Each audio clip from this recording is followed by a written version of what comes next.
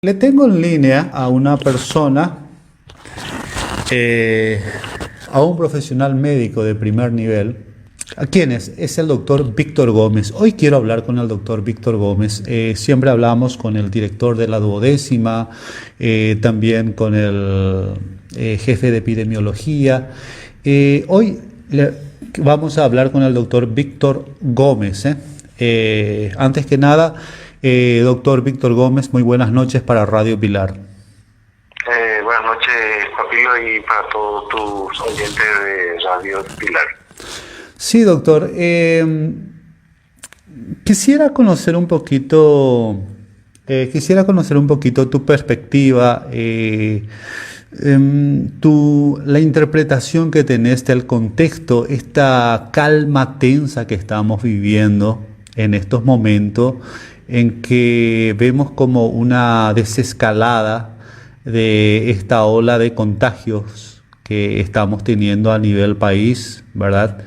¿Y por qué digo tensa? Porque justamente sobre eso quiero hablar. Parece ser que tenemos en puerta a otras variantes que podrían llegar muy pronto, ojalá que no. Doctor, si nos podés hacer una pequeña introducción de todo esto que te hablé.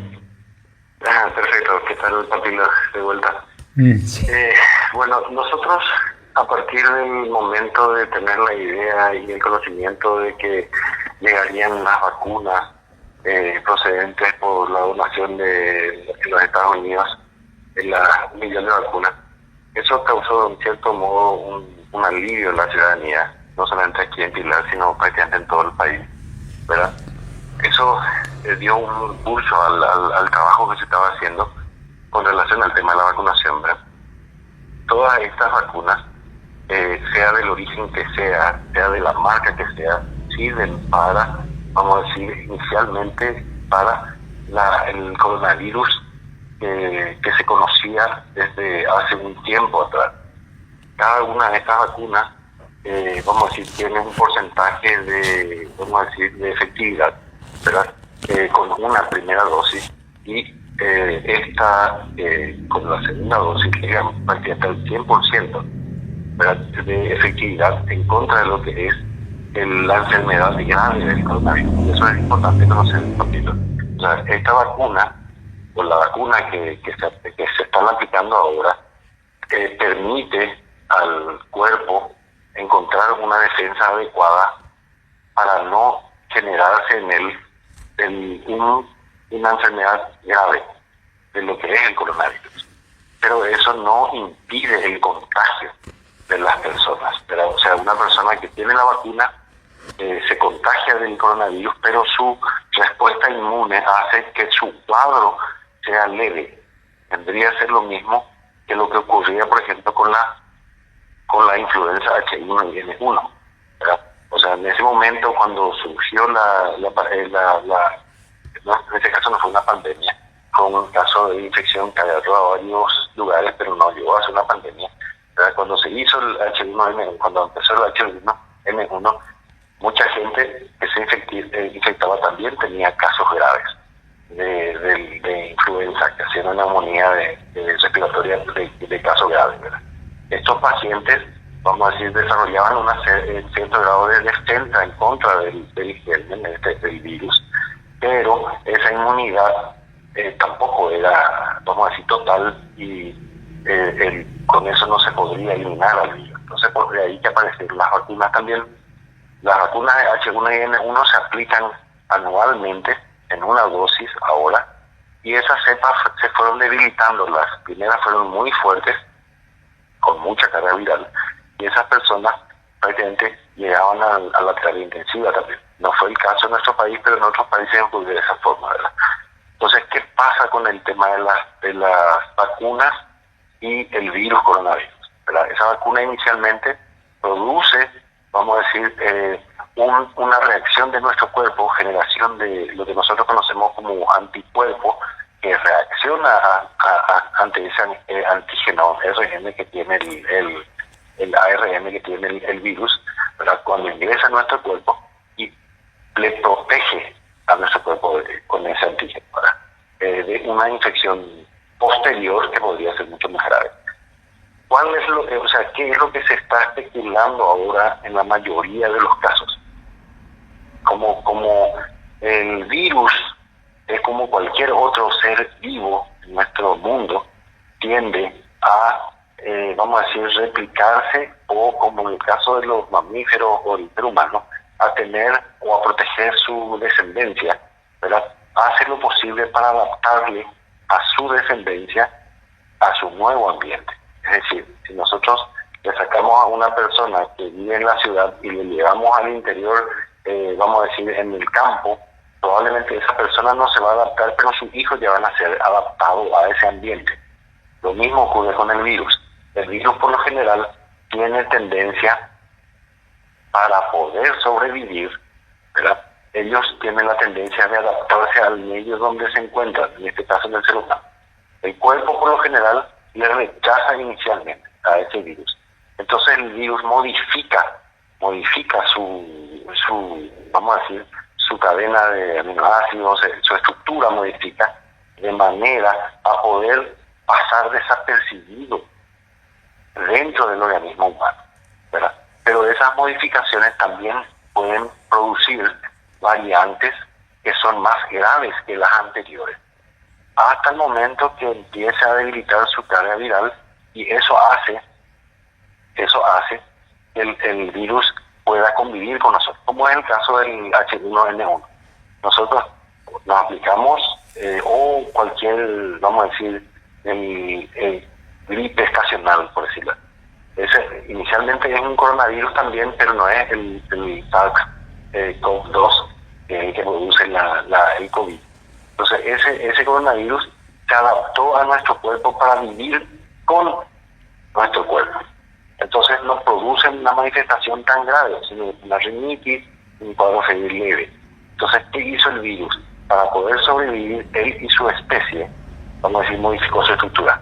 Y esa modificación es lo que nosotros estamos conociendo ahora con el nombre de toda la vamos a decir, la variedad brasilera, la del Reino Unido, la Delta, que ahora están apareciendo, esos nombres diferentes, ¿verdad? Esas modificaciones son el intento del virus para poder subsistir él y su generación posterior, vamos a decir, si que vendrían a hacer su replicación, los virus ya replicados. Entonces, por eso, en algunos casos el virus está tratando de encontrar una manera menos agresiva para poder pasar desapercibido dentro del cuerpo humano. Y en ese intento puede generar, como dije hace rato, de presencia vamos a decir, de factores que puedan producir o desencadenar un cuadro mucho peor, ¿verdad? Esa es la situación que estamos haciendo. Claro. Las vacunas, estas vacunas en teoría tienen la posibilidad de cubrir la gran mayoría de todas estas variedades que están apareciendo, pero solamente el tiempo dará la razón o no. Te escucho. Sí, doctor. Claro, porque para el virus tampoco es digamos, una victoria de que siendo el huésped de una persona, esa persona que le está dando el hábitat fallezca. Es decir, que claro, lo que el virus busca es de poder adaptarse con el ser vivo, y el virus pueda ser un huésped que pueda reproducirse o replicarse dentro de él sin mayores problemas. Pero lastimosamente estas variantes se están volviendo muy agresivas. Tuvimos una ola muy agresiva que nos dejó cerca de 12.000 fallecidos en muy poco tiempo, con una variante que le llamamos la variante de Manaus, la variante brasileña, que hoy se lo conoce como la variante Gamma, porque los países también protestaron porque ya no quiere que se le identifique por su nombre, claro, y sí, que quedan como marcados como la variante del Brasil. Y entonces vemos de que esta ola está bajando, como toda ola tiene un pico y luego como que se va estabilizando y después va decreciendo. Pero la preocupación hoy en día es la variante que se está dando en otros países, por ejemplo, en países de la Unión Europea, en Rusia, en Estados Unidos e inclusive en Israel. Son todos países que tienen un altísimo porcentaje de vacunados, y con las mejores vacunas. Israel, por ejemplo, casi toda su inmunización lo hizo con Pfizer, ¿verdad? Que sabemos que es una plataforma de ARN mensajero que es una de las que más resultan, una de las más eficaces, en teoría, como usted dice, ¿verdad? Pero ¿qué es lo que nos preocupa? Si la ley de la gravedad, si una manzana cae en Europa, va a suceder lo mismo también aquí en Sudamérica. La ley de la gravedad es igual en todo, es decir, que se va a replicar esto, lo que sucede allá en 30 o 40 días. Podría replicarse aquí en nuestro país. Justamente te cuento, esta mañana estuvimos hablando con el doctor Tomás Mateo Valmel y él nos dijo, en 30 o 40 días podría ser la variante predominante aquí en Paraguay, porque se detectaron ya en el aeropuerto internacional Silvio Pettirossi 2 casos de paraguayos que regresaron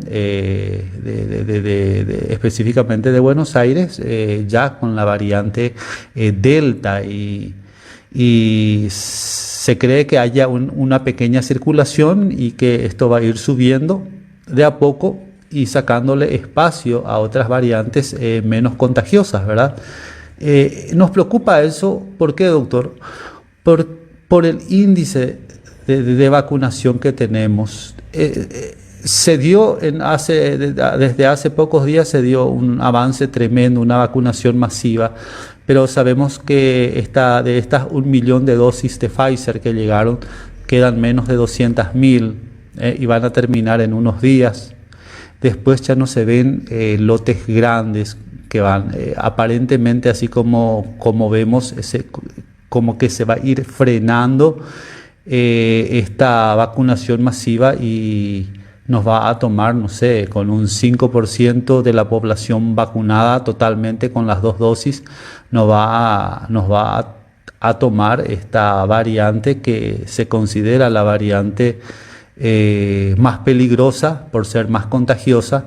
Al ser más contagiosa también produce más contagios, por lo tanto, si hay más contagios se producen más internaciones y si hay más internaciones hay más casos graves y por lo tanto más muertes. Es decir, ante esto vamos a suponer que lleguemos a un 10-15% de la población vacunada con las 2 dosis, quedaría un porcentaje altísimo de la población sin vacunarse, y eso es lo que nos preocupa bastante.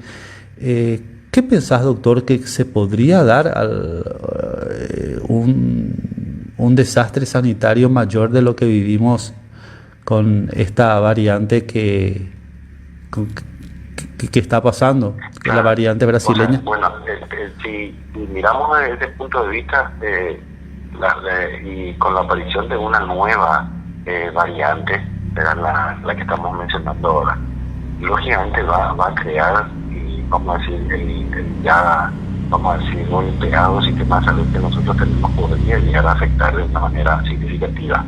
Ahora bien, lo que nosotros tenemos que considerar también es una cosa, Papito. Viste que nosotros no contamos con esa, la mayoría estamos hablando de las segundas dosis, ¿verdad? Pero sin embargo hay mucha gente, vamos a hablar de solamente en el caso de Pilar, por ejemplo. Sí.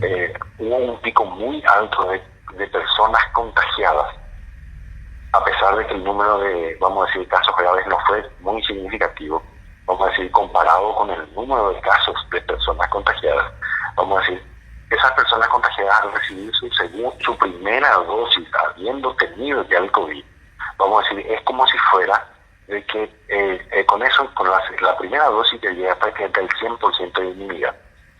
Es decir, esos pacientes ya no van a tener esos cuadros graves. ¿Por qué? Porque la inmunidad adquirida por la presencia del virus dentro de su organismo y la elaboración de nuestro cuerpo de los antígenos contra ese virus, sumado a los de la vacuna, hacen que prácticamente tenga un 100% de inmunidad, que tampoco es duradera, es cierto, pero puede llegar incluso al año. Ya eso está establecido ya por los estudios científicos, se demostró por los estudios científicos. Ahora bien, vamos a decir, lo que nosotros, yo siempre suelo decir una cosa, Matilde, y me gustaría repetir una frase que siempre lo hago. Digo, esta fue perdimos una gran oportunidad. Los médicos saludistas, los que nos dedicamos a la parte de salud pública específicamente, perdimos una gran oportunidad de haber inculcado, o perdimos una oportunidad de posicionado, mejor dicho, lo que es la medicina preventiva y no la medicina curativa. La medicina preventiva en estos casos, sabemos que todos los pacientes que sufrieron, vamos a decir, los cuadros graves y todos aquellos pacientes que fallecieron tenían una o dos comorbilidades que son diarias, que son cotidianas para nosotros, la hipertensión y la diabetes, ¿verdad? Entonces, yo recuerdo, estábamos justamente conversando con mi hija, más joven, tiene 18 años, 19 años, y ella cuando decía, anteriormente, el ser obeso, ¿verdad?, era víctima de burla. En la época en que yo estaba en el colegio, teníamos siempre un compañerito que era un poco excedido de peso, el con sobrepeso, y todo el mundo se burlaba de él. Hoy la realidad es a la inversa, ¿verdad? Hay tantos pacientes con sobrepeso, con obesidad mórbida tipo 1, mórbida, o con obesidad 1, 2, tipo 2 o tipo 3, que prácticamente eso es lo que nosotros nos pone en mayor riesgo como paraguayos.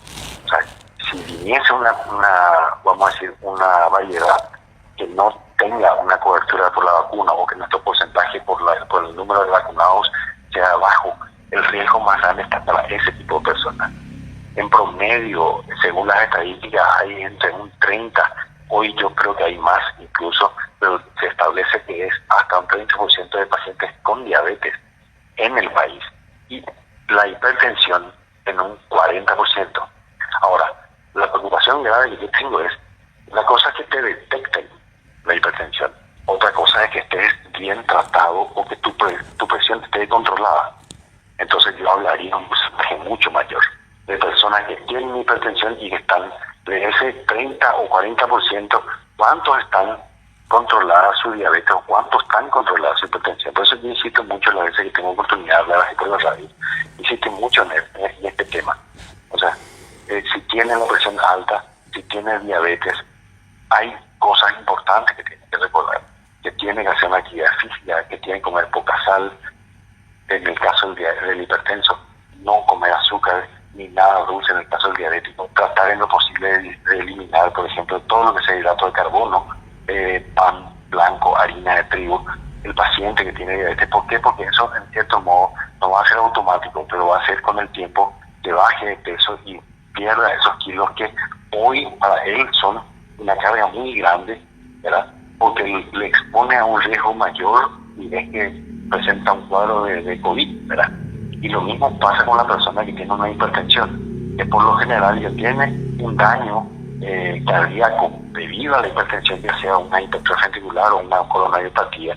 Este paciente con un cuadro como el COVID, que también tiene, vamos a decir así, un apetito sobre el corazón, termina falleciendo por un problema cardiovascular, ¿verdad? O sea, si nosotros hacemos ese análisis y analizamos también la cantidad de casos de pacientes que hay hoy internados en las terapias, que por suerte está disminuyendo, ¿verdad? Gracias a Dios está disminuyendo, y también gracias a la vacunación y la concienciación de las personas, eso es cierto, pero todos esos pacientes que estaban internados evitaban también que los pacientes con hipertensión y diabetes descompensados pudiesen acceder.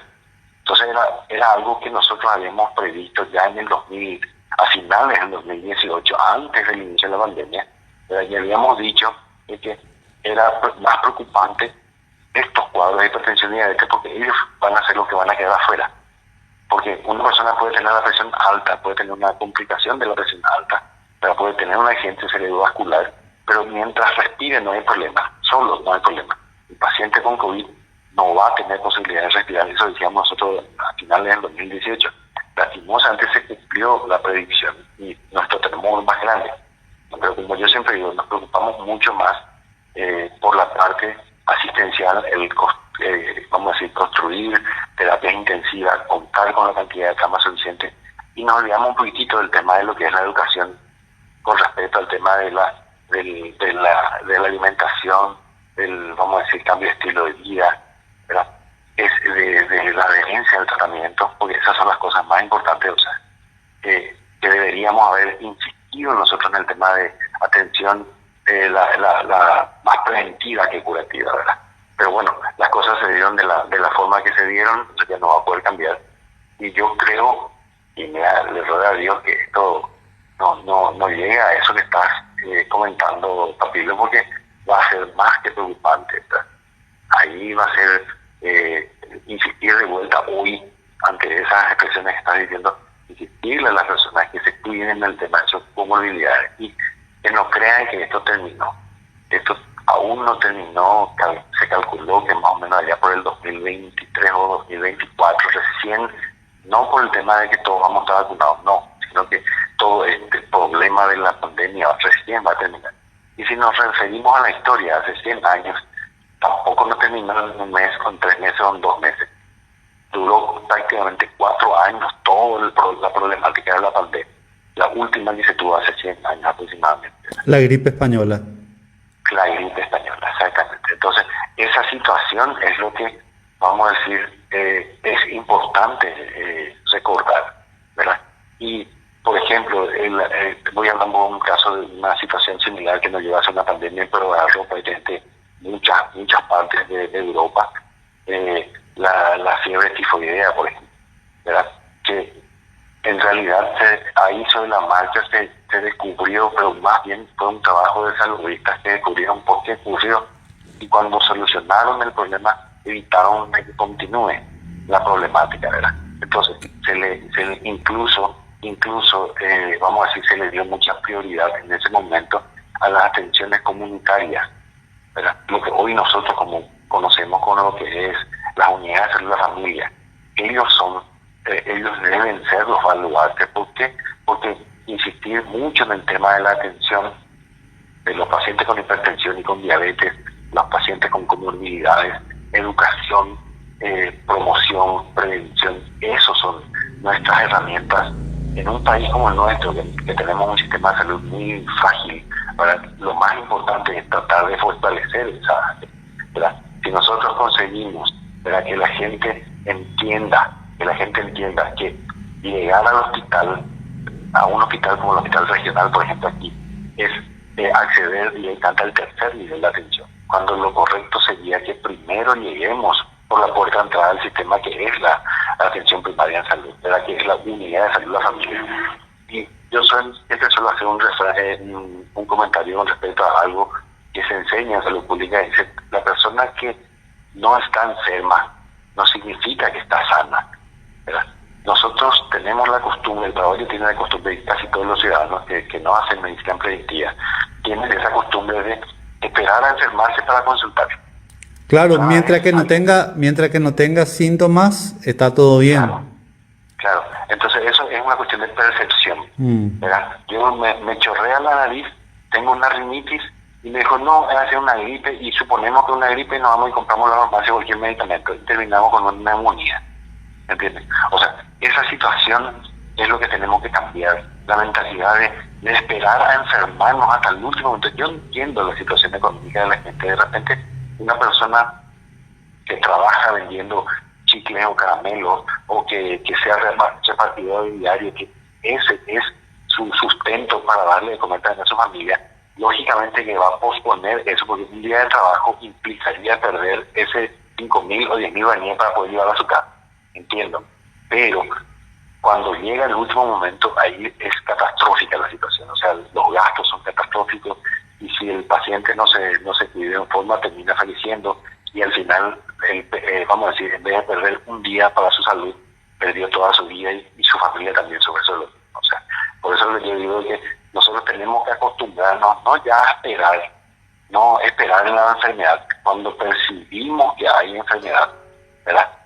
Ya tenemos que tratar de asistir a la unidad de salud de la familia en este caso y de ahí derivarse al hospital si hace falta. No cuando percibimos, no cuando ya hay una afección sentida, porque cuando sentimos la enfermedad es porque ya llegamos tarde. Esa es mi insistencia, siempre voy a insistir sobre lo mismo.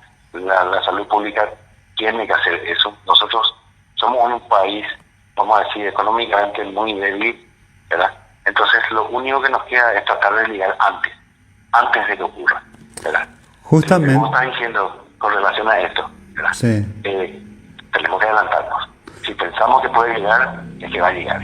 Entonces lo que tenemos que prever es prepararnos como para llegar a eso. Pero no, vos te diste cuenta cuando se hicieron, prácticamente se duplicaron el número de terapias.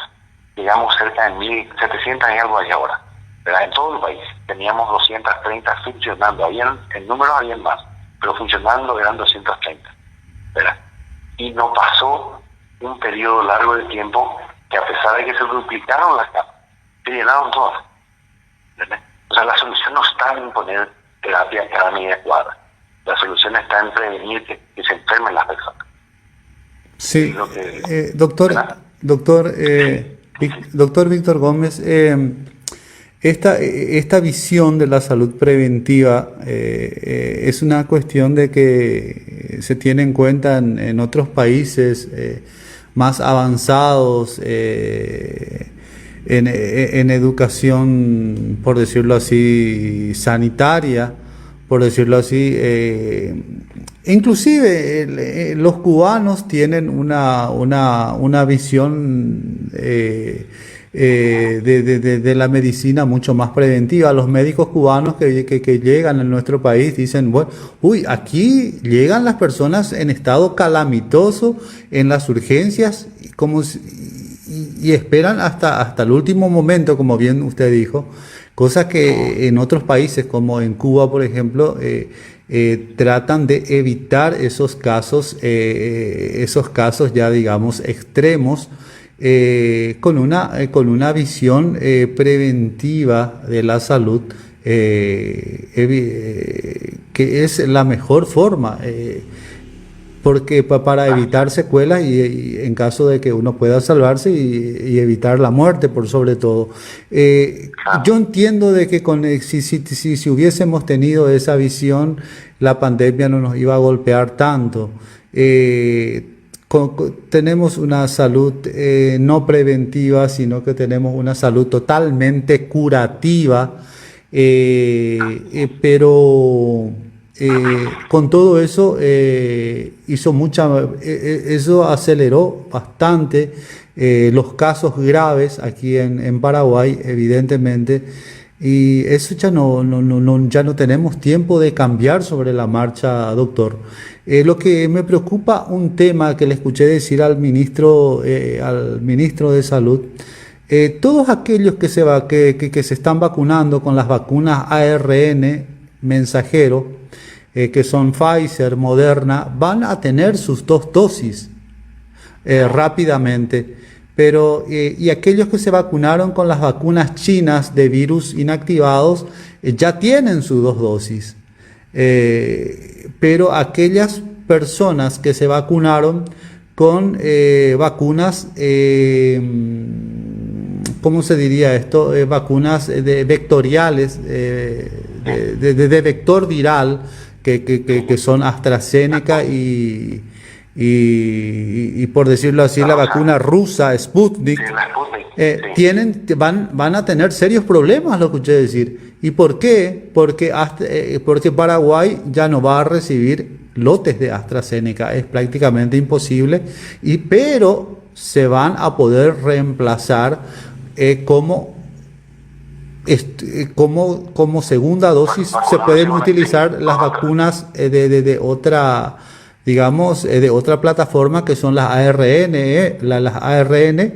que pueden ser Pfizer o Moderna, les pueden servir, pero las que se pero el problema consiste, el problema radica, los que se vacunaron con Sputnik van a tener serios problemas porque los cargamentos de las dosis B, porque sabemos que Sputnik usan dos vectores virales diferentes y van a llegar ya, el propio ministro dijo, van a llegar ya a finales de agosto.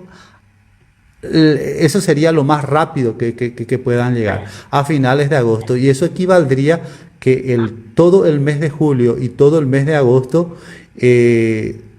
los que se vacunaron con esa plataforma queden con una dosis y puedan enfrentar de lleno con una sola dosis el aluvión de que pueda venir de esta ola que estaría en 30 o 45 días.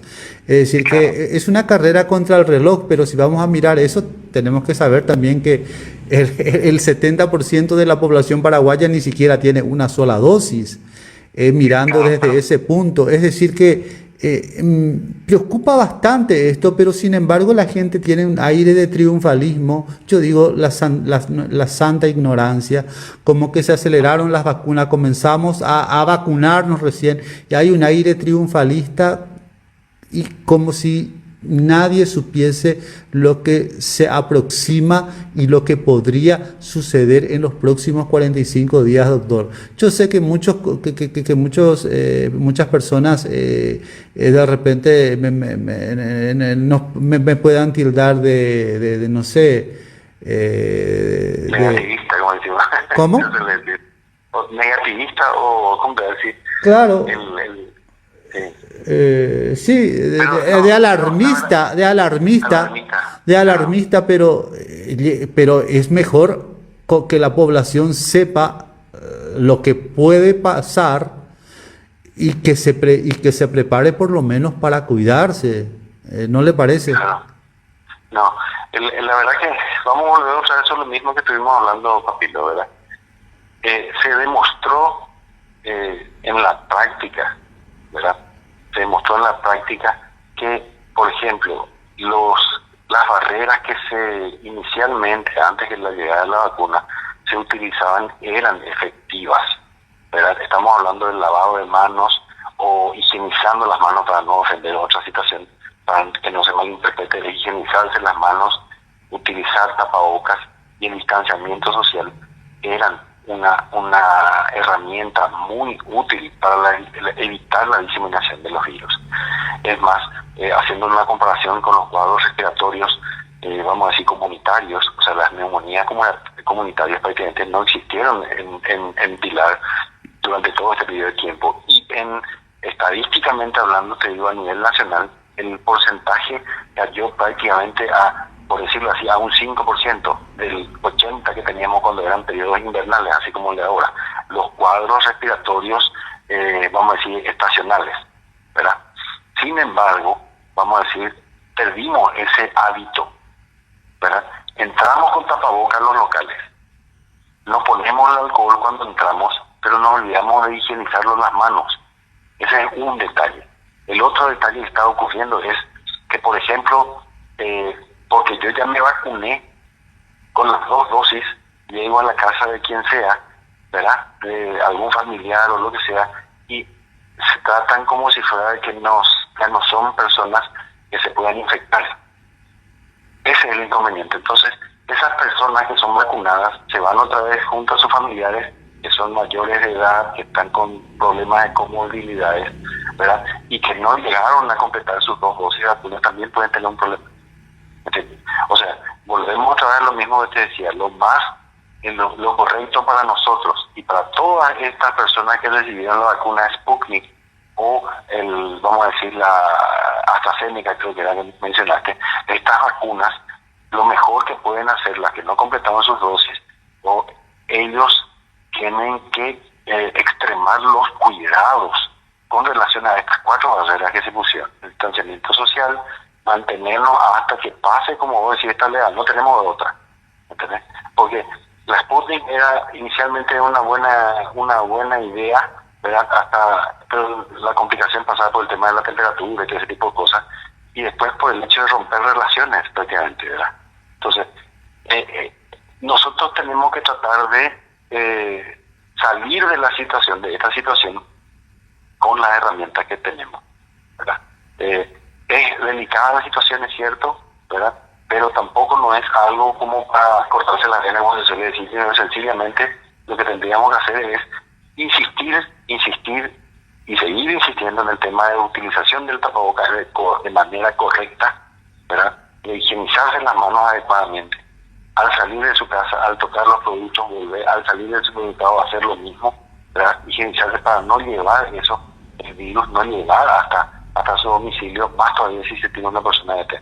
Y por sobre todas las cosas, tratar de mantener la distancia. Está muy demostrado que prácticamente se reduce en un 80% la posibilidad de contagio cumpliendo el protocolo de los tres se habían establecido desde el comienzo, ¿verdad? Sí. Pero, ¿cómo te voy a decir? Eso pasa otra vez a ser algo que no estamos acostumbrados, ¿entendés? Y eso es lo que a mí me preocupa y me parece que es mucho más difícil. Mucha gente aprendió, mucha gente se maneja hasta hoy de esa forma, pero al venir el tema de la vacuna parece como que nos volvimos a relajar otra vez, ¿verdad? Probablemente esté circulando el virus, pero ya no se nota tanto porque muchos tuvieron ya el COVID y con eso en cierto modo tienen un cierto grado de inmunidad, o los otros que ya se vacunaron, pero hay mucha gente que todavía no lo hicieron. Y realmente es así como decir, es preocupante. Dios no quiera que ocurra, ¿verdad? Pero si ocurre algo como eso, no sé cómo vamos a salir de la situación. Realmente preocupante, doctor. Y bueno, nos queda poner las barreras, como se dice, medievales. Muchos le dicen las barreras medievales que ya se utilizaron en otras pandemias, mucho más antes, en otros tiempos, mucho más antes que la gripe española, que son el distanciamiento, no concurrir en aglomeraciones en lugares por sobre todo cerrados, que en este invierno sucede bastante. A lavarse constantemente las manos, porque las manos queremos llevar a la boca, a la nariz y en el ojo, y ahí se puede producir el contagio. También es un virus de aire, es un virus que su elemento es el aire, se contagia a través del aire mayoritariamente, por lo tanto el distanciamiento es fundamental. Ahora, ¿cuánto? La gente se pregunta, ¿cuánto es la distancia prudencial entre dos personas que no tengan ninguna de ellas tapabocas? Por ejemplo, en un parque o en un gimnasio, en un lugar cerrado, sabemos que no usan tapabocas porque están haciendo ejercicio. En un lugar cerrado, ¿cuánto es la distancia prudencial? Nos preguntamos. ¿Sería cuánto? O al ser un lugar cerrado ya no interesa la distancia, doctor? No, ¿cómo decir? Cuando se hicieron varios estudios de eso, Papilo, se midió la distancia que alcanza el Fluger. El Fluger es, o sea, la distancia que recorre las micropartículas de saliva cuando una persona habla, ¿verdad? Y la mayoría de ellos alcanzaba hasta máximo un promedio de ¿cómo te decir?, de 1,5 metros. Por eso es lo que se sugiere que sean 2 metros de distancia, ¿verdad? Y el Fluger, que son las microgotas de saliva que son expulsadas con la tos, ¿verdad? Ese Fluger no supera los 1 metro por el tamaño de la partícula, más así. Las partículas del aire que sale cuando se habla. Ahora bien, siempre se aconseja que cuando haya un lugar cerrado que pueda haber una corriente de aire. En el caso de que para que eso ocurra, abrir las ventanas, utilizar un ventilador cuando va a haber así una reunión, ¿verdad? O si no, manejarse con los tapabocas. Y en el ambiente en general, en la calle, vamos a decir, las personas que están, vamos a decir, caminando juntas pueden no llevar un tapaboca, porque prácticamente son del mismo grupo familiar por lo general, ¿verdad? Y siempre es importante el tema de a pesar de que están caminando sin tapabocas, siempre hay que mantener esa distancia de 1,5 metros como mínimo 1,5 metros al cruzarse con otras personas que vienen, vamos a decir, cruzando, caminando o trotando, vamos a decir. Más te si está trotando, porque el que trota por lo general no respira ya por la nariz, porque generalmente ya utiliza la boca para respirar, ¿verdad? Esos detalles hay que considerar siempre. Y muy importante un detalle, el tema vamos a decir, del mate o del tereré. Ahora en la época del frío, también tenemos esa costumbre nosotros los paraguayos de tomar tereré o mate. Entonces es muy importante que evitemos esa costumbre que tenemos de siempre, no porque ya estemos vacunados o no porque ya no estemos en una situación vamos a decir, muy delicada, porque en realidad hay personas que sí están pasando mal hasta ahora, ¿verdad? Y esas personas justamente, vamos a decir, nos tienen que hacer recordar de que esto todavía no acaba, Papila. Sí. Doctor, ¿sabes qué? Quisiera que tenemos unos minutos, quisiera que me hablaras un poquito de los contagios por aerosoles. En relación a... con contagios a aerosoles, por ejemplo, los contagios que se dan por aerosoles, las partículas mucho más livianas que las gotículas que se quedan en el aire por 4 o 20 horas. Vamos a hablar específicamente del caso de los pacientes odontológicos, por ejemplo, ¿verdad? Nosotros habíamos manejado el protocolo inicialmente en el cual se sugería que después de 90 minutos prácticamente se pudiera hacer una atención médica, odontológica, más dicho, odontológica, entre paciente y paciente, 90 minutos prácticamente, ¿verdad? Más todavía si es que se podría generar aerosoles. En el caso de los pacientes que están haciendo, por eso la nebulización está prohibida en todo el país prácticamente. En el caso de los pacientes que están internados y que requieren mascarillas, por ejemplo, pero la mayoría pues están centrados todos en el área respiratoria, en nuestro departamento, vamos a decir, en el IPS, ¿verdad? Y la generación de aerosoles también se puede dar en la utilización del torno del odontólogo.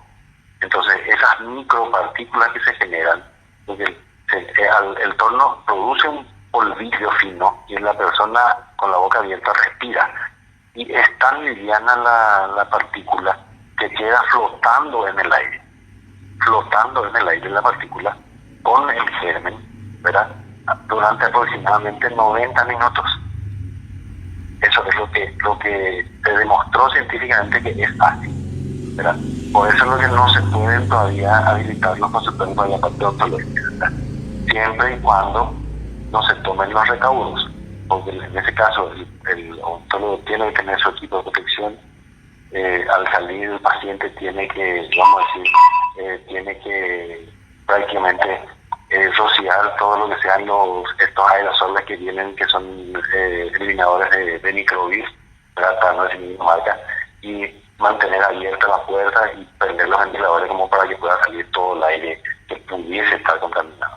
Ese es más o menos lo que yo podría decir de Papila, lo que me viene ahora en mente te voy a decir. Sí.